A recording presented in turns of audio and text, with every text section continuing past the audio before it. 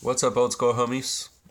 Today, we're going to learn a little bit more about motors and teach you guys some of what I know.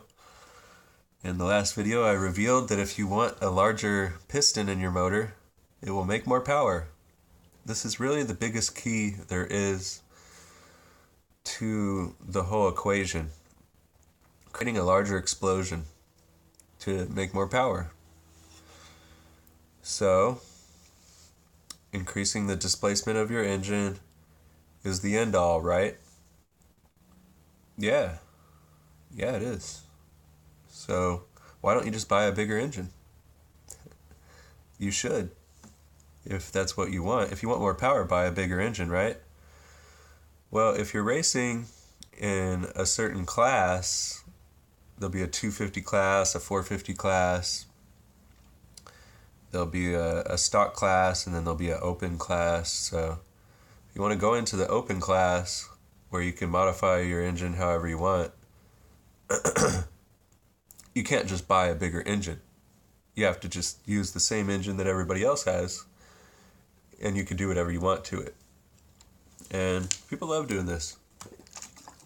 Like, yeah, I got a 450 bored out to a 680. I don't know how far you could bore shit. The farthest I've ever heard somebody saying was like a 650 down to a 780 or something. I don't even know if that's possible. Sorry, I have a cold. But I'm going to go into all the other shit. If you don't increase your displacement, which is going to put more internal stresses on your engine, the horsepower gains are minimal beyond that.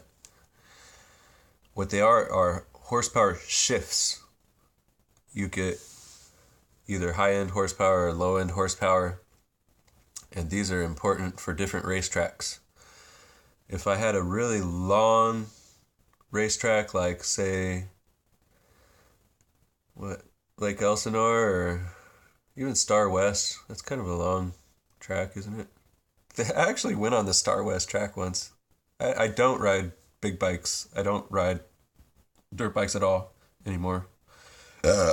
But the motor can be built for top end or low end. And what that means is if you rev your engine all the way to the maximum, you can get more power out of it. But the racetrack that you're racing on might not let you do that if it's a really short track. So what people will usually do is change the front sprocket, and you can change it to a different tooth size and get out of jumps a little bit more powerfully than the stock one, depending on the layout of the racetrack. It's really tuning your bike for the track. My guy really liked a lot of low-end power. He said it made the bike feel faster when you were coming out of a turn, since there's lots of turns, to have low-end power instead of having a lot of high-end power that you can't use unless you had a really long track. So you might gain 2 horsepower from me building your motor, and it's just a shift of power.